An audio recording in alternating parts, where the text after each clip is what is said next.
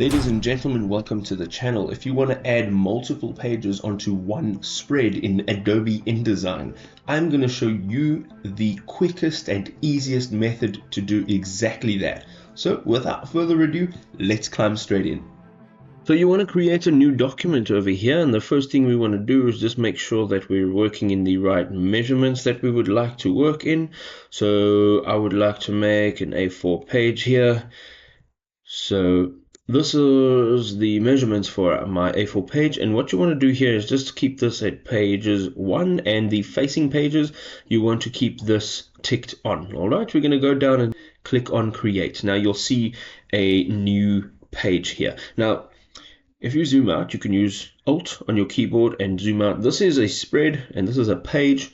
And as you can see, there's one page over here. Now, if you haven't got this Pages tab, you can just go to Window and run down to Pages, and you can just open that up. What you want to do here at the bottom is click on Create New Page, and you'll see that it will open that page in a new spread. From here, we want to go up to the top of the Pages dialog, and here you will find a little menu, a drop down, and here you have to unselect allow document pages to shuffle. Alright, now you can move these freely. Let's click down over here in this pages dialog, and you can now move that up over there, and you can move as many as you need to in a spread. All you need to do is create a new page, and you can do exactly the same.